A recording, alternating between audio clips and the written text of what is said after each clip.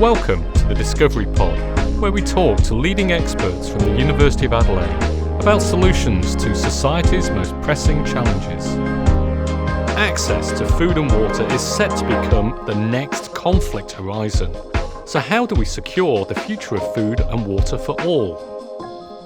I'm joined here today by Martin Cole, Professor and internationally recognised food scientist, Mike Young, Professor and Specialist in Water Policy Reform here and across the globe, and Georgina Drew, Senior Lecturer and expert in the politics and ecology of water management. Welcome all.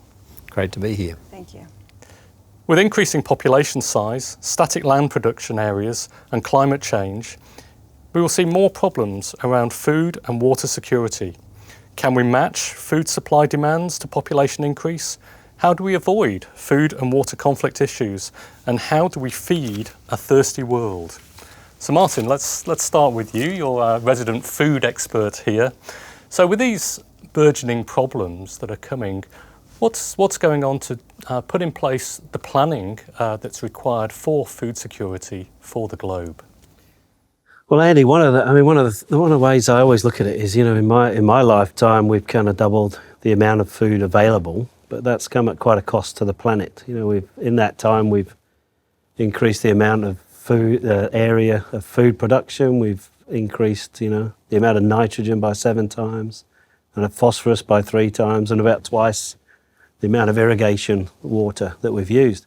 This time round, we've got to kind of do that again, but this time we've got to halve the environmental footprint if we're going to have a planet to be livable. So we've got to double food production again, but halve the inputs, basically. Yeah. So how are we going to do that? So, the interesting thing is, where is the leadership for this going to come? But in this particular social and economic environment that we're in, political environment.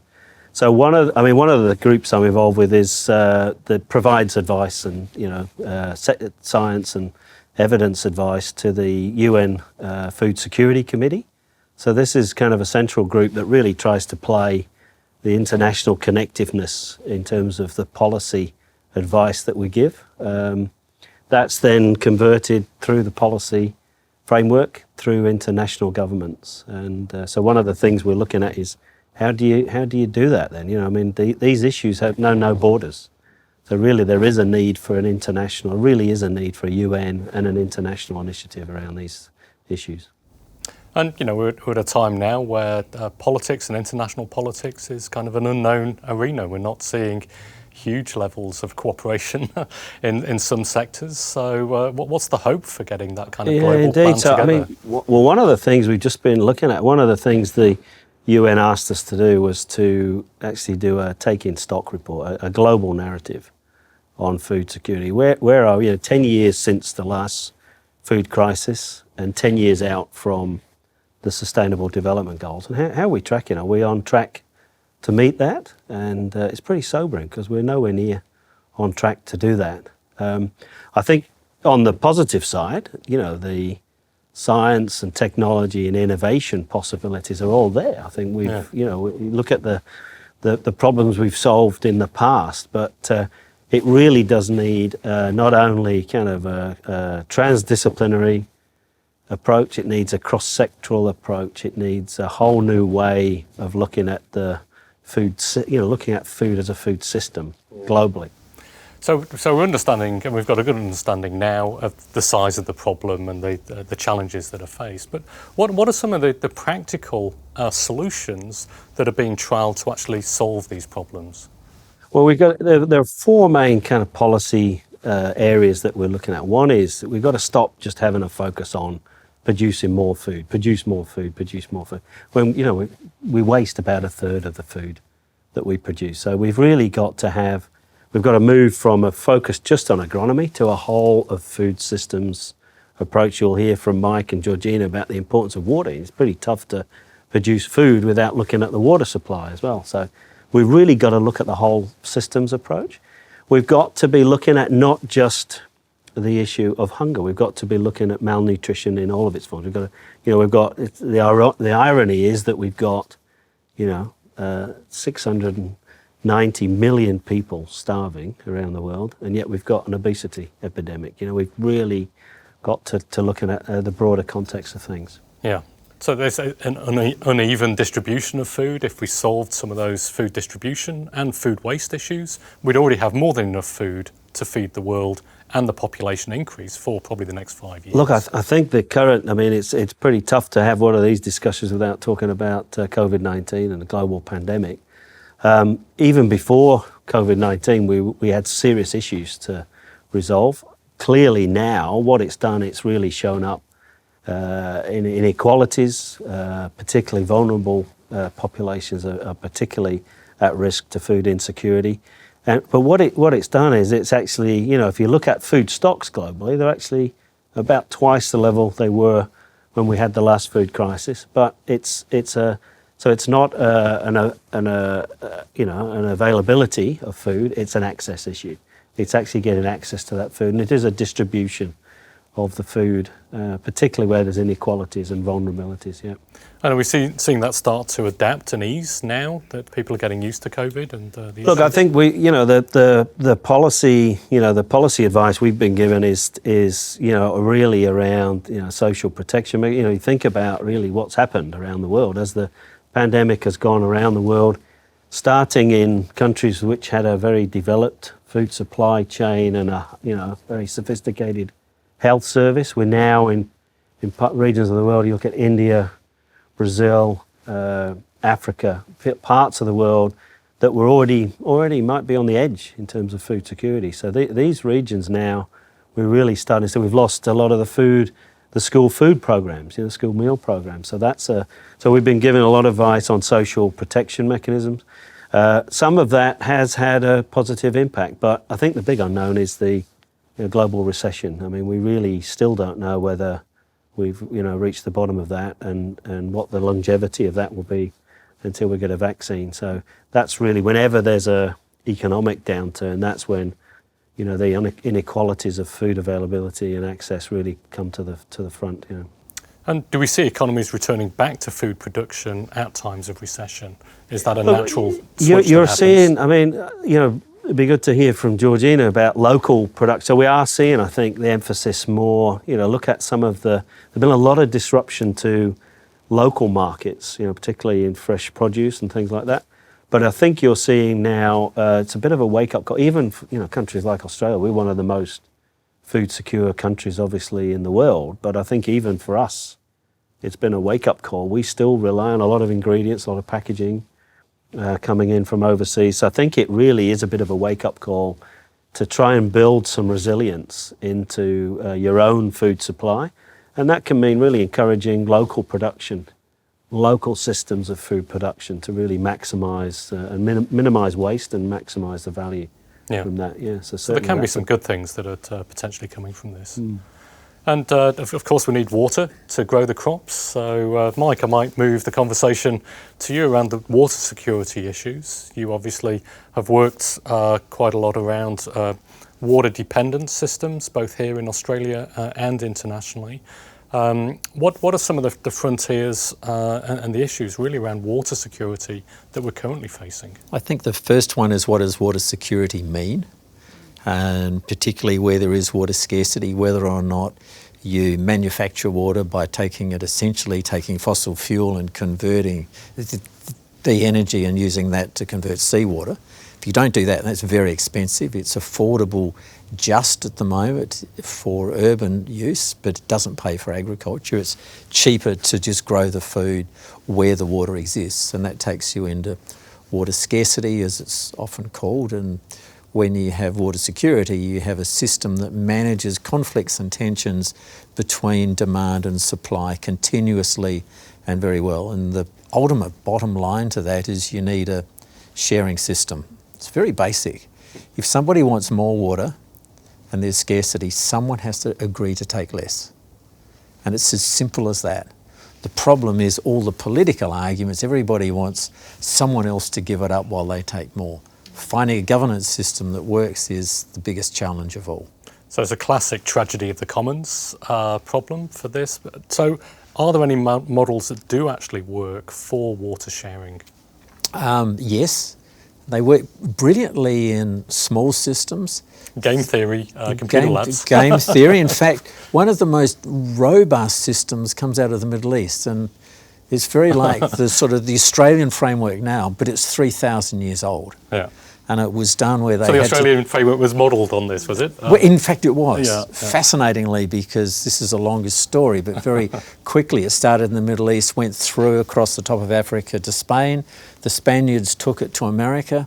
The man who became one of Australia's first prime ministers went to America to find out how to manage water so we could actually start an irrigation industry, was horrified what he saw in America, went down to Mexico and brought the Mexican system back to Australia, and that was the bones of how we started our irrigation story. But that's actually 3,000-year-old technology that says communities have to manage community by community. And people are very good. I don't have any trouble sharing with my family. When the family gets bigger and it becomes a small town, still no problem.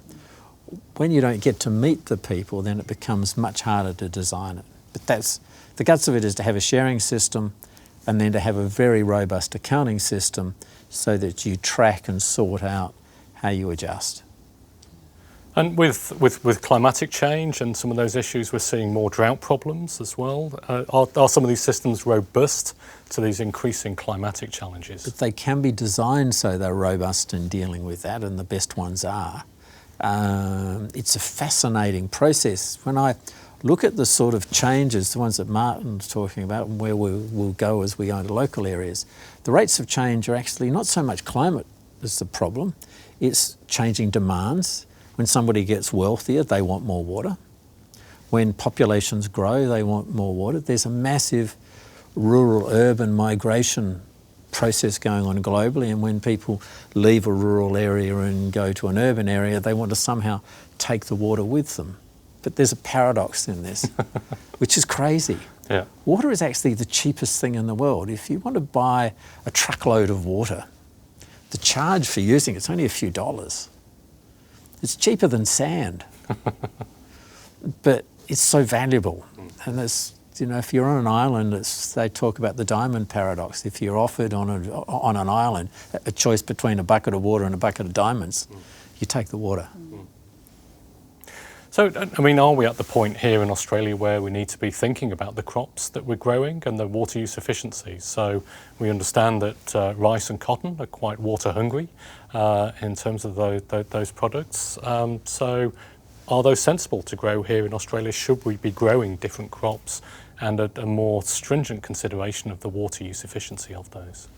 It's quite a political topic. No, it's actually very simple. I always say to the Australian people who grow oranges, grapes, whatever, permanent crops, almonds, whatever they are, the first thing they should do is thank the dairy industry and thank the rice industry and thank the cotton industry. Because when there's a dryish period, you need an annual crop that you can switch off. You cannot switch off an orange tree and say, whoa, stop. We're out of water. But you can decide not to grow a rice crop, you can decide not to grow some cotton, and you can decide to dry out your cows. So you need to have a hot and cold tap. You need to have a system that's adjusted. So you need inefficient use in a technical sense and efficient use, because the inefficient stuff is the stuff you use opportunistically when it's available. When it's not available, you do something else. Yeah.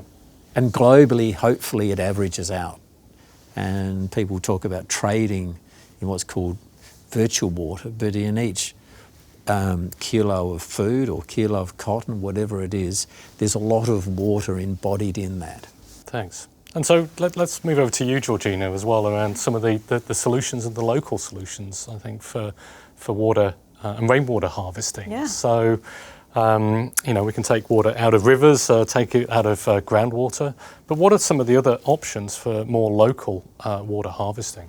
Definitely. Well, I'll just preface by saying that one of my main interests is thinking about water resilient futures, particularly in urban areas of South Asia. But increasingly, I'm also trying to give my attention here in Australia as well. There's a huge potential in thinking small. Most governments, I'll speak for a minute about South Asia, India, and Nepal, the areas that I know best based on my research, but we could try to apply it to Australia and to Adelaide or South Australia as well. But there's been an issue in India for quite a long time, for example, and it's also an issue in Nepal, around thinking big. So in post-independence India, post-Nehruvian India, they wanted to build big dams for big, large-scale water transfers from hill regions or the Himalayas down into the big cities. That was fine while there was enough water to go around, but now there's about 1.3, 1.4 billion people in India, and there's huge demands on water for agriculture, and there's rural demands and Himalayan ecosystem demands on water. So it's a very limited system, and you have groundwater levels plummeting all over urban India.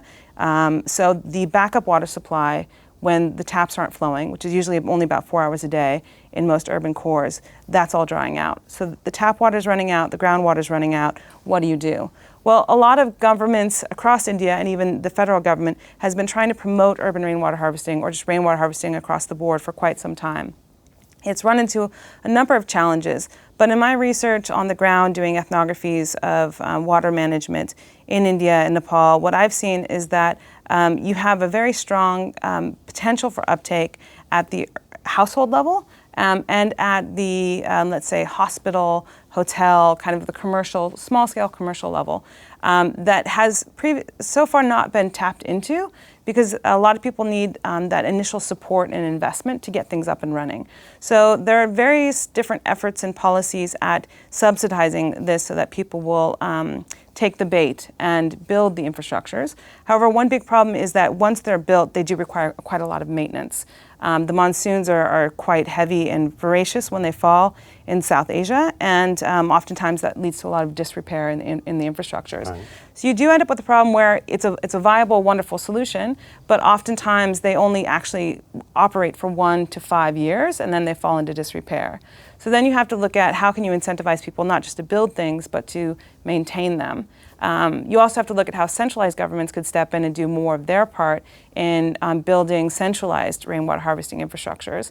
And just to preface the potential for that, New Delhi has about the same rainfall as Adelaide does, the metropolitan area, about 600 millimeters per year. And at the turn of the 21st century, it was calculated by the Center for Science and Environment that if the entire area of Delhi captured every drop that fell on the ground, it could service the 12 million population at the time. Now it's about double that. But it's a huge potential to capture all that rain and use it. So it can't just be all decentralized. It has to be decentralized and centralized. But the solution is there if there's enough political will and if there's enough social uptake, social and cultural uptake of that. Yeah, no, it's really interesting. And of course, you know, Damon Gameau's film 2040 talked about some of these local solutions. I just watched that, yes. Yeah, yes. So particularly with solar power and you know, incentivizing and providing subsidies for solar panels that then could be linked together as a network for small isolated villages that then basically become off-grid.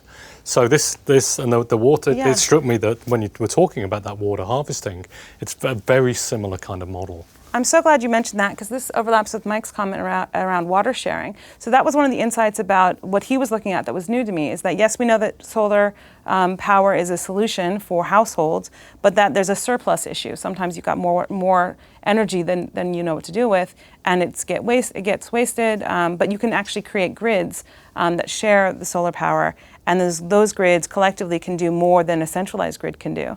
I think it's pretty similar with rainwater harvesting, particularly in areas where you have lots of rainfall in short periods. So the monsoon maybe lasts 90 days if you're lucky. So for the people that do rainwater harvesting, it's almost too much water for them at one time, and that also becomes a disincentive. But if they could profit from it, if they could cover their annual maintenance costs by selling some of that water when it's in surplus, then already you've got a bit of the solution figured out there. So how do you trade and move that water when everywhere in the neighbourhood has an excess of water? That's the problem, isn't it? So the monsoon comes into a location, you get a big dump of rain, everybody has excess water, but 100 kilometres away or 200 kilometres away, then that might be the potential market there. That's true. Yeah, but it's the movement of the water that's the issue. It is. So, Mike, how do we move water those kind of distances efficiently? Well, actually, you let the water flow downhill. That's not do you? hard. Okay. The physical side's easy. I can work It's that actually out, trying to work out whether you need to pay the people to leave the water in, And it all gets tangled up in money and how do you do that? And there's essentially two models in the world that work. One is every year the government takes some water away from everybody and reallocates it. That's very hard because politics gets involved.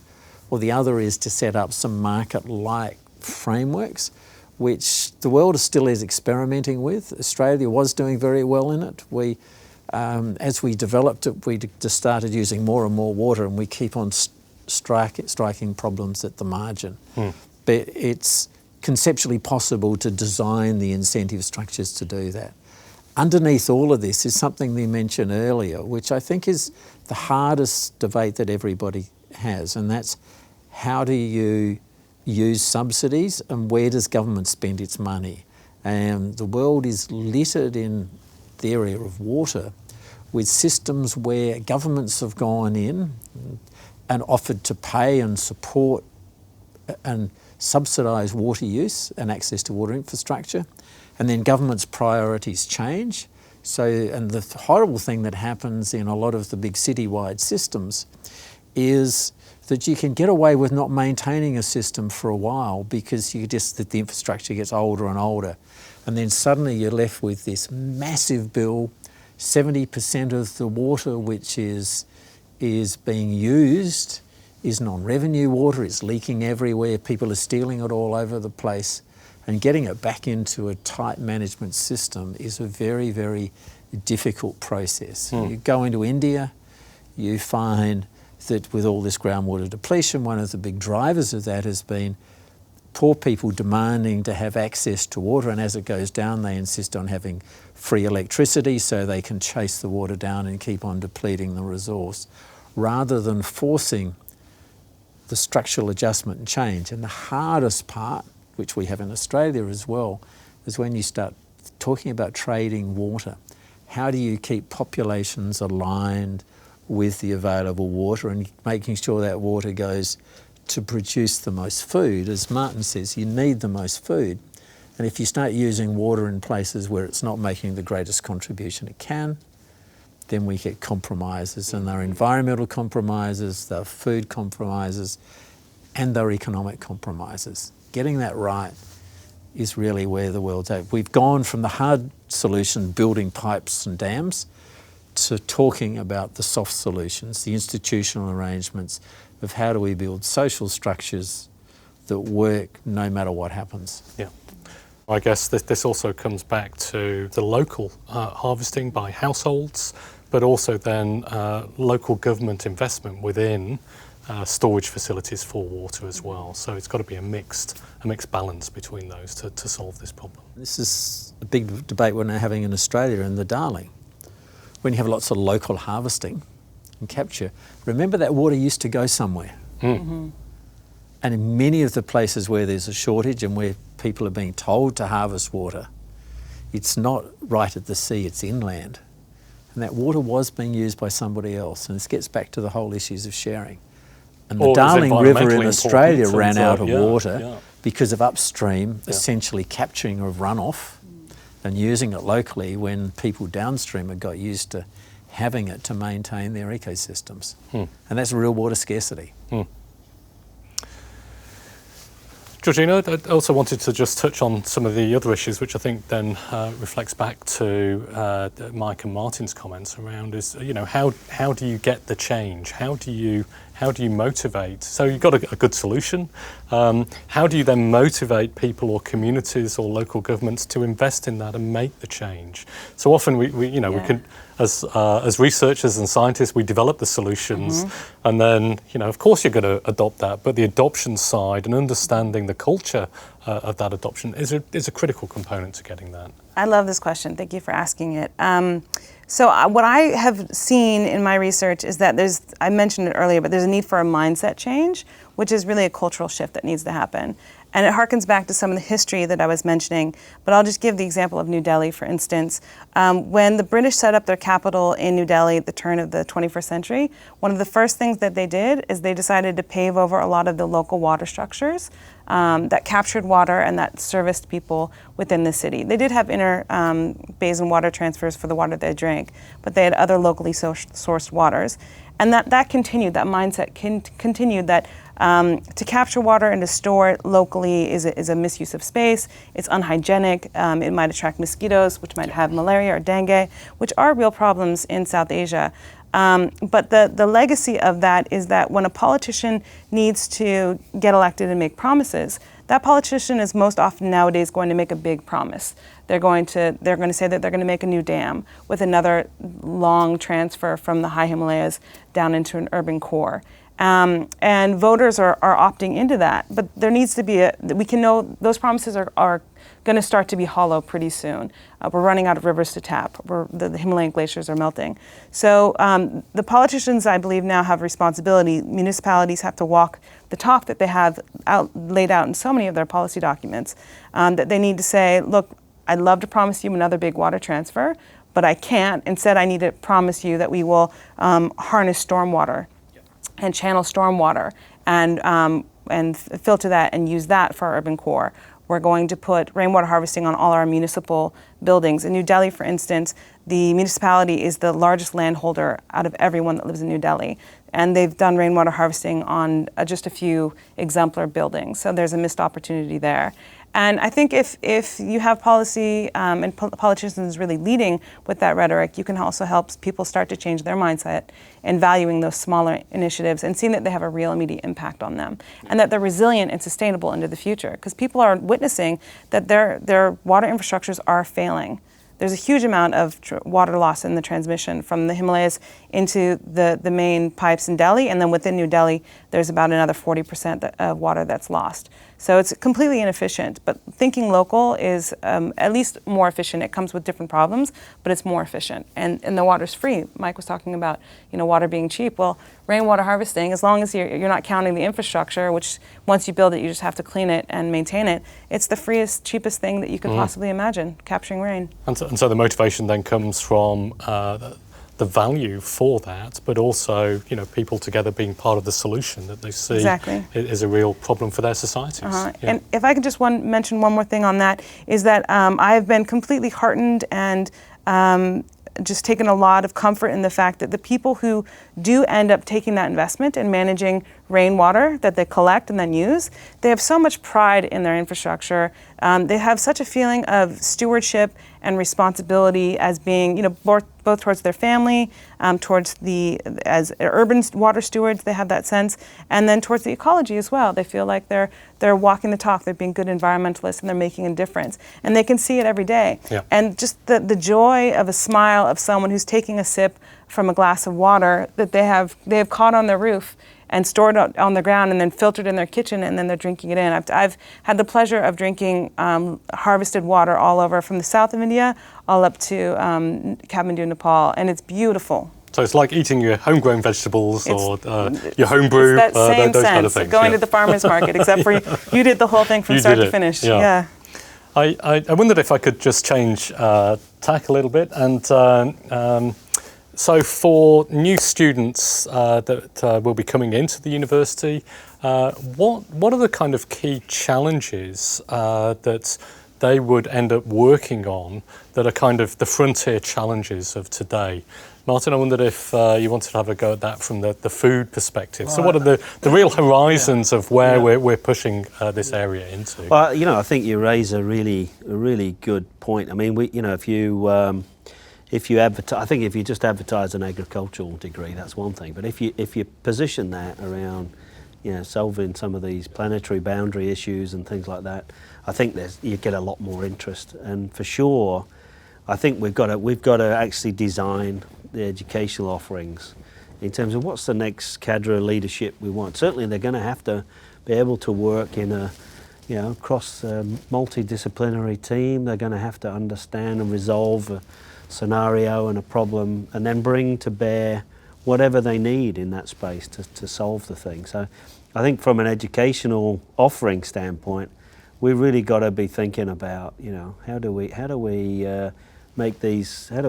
position our education offering so that we are making the next generation. I mean, it's going to be their You know, it's going to be their planet they're saving. Yeah. You know, this is why there's so much They should be passion. motivated. Yeah, I mean, there's some. So you know, I'm fairly optimistic. There's some fantastic stuff going in the youth. You know, our latest thing we're working on is how do you get youth engaged back into agriculture? You know, I mean, the average age of the farmer, median age in Australia is 56. And it's going up So as how well. do, isn't it? how do Yeah. we get, you know, how do we get the next generation interested in digital agriculture, some of the science and the technology and the innovation? And this aspect, I mean, I think, Georgina, what we've just introduced into that new framework with the UN is this aspect of agency. So this is, you know, folks, communities, yourself taking your own power and your own interest and your own control over things. And that's kind of the spirit we want to try and engage. So great question, yeah. So if you come to the University of Adelaide, you will seize the power for the future and solve global challenges. Yep. There we go. Just on that, I think there's one really big thing that's happened I've really noticed in my career. When I started off my career too long ago, everybody talked about agriculture. Now we talk about food, of which agriculture is a part, but it's a lot more than farming. And places like actually the Centre for actually Global Food and Resources in the university does a lot of that. The second really big thing is how do you deal with change? And one of the things we now do is we teach people to imagine a changing world and how do you facilitate change and expedite it, because it's by changing that we make progress. And when I started, I was taught in statics. Now everything's dynamic. Yeah. So it's that flexibility and resilience that holds the key. Listen, it's been a great conversation. So Georgina, Mike and Martin, thanks very much for being on the Discovery Pod. Thanks, Al. Pleasure. Thanks for listening to the Discovery Pod, brought to you by the University of Adelaide. Join us next time when we discuss music and technology.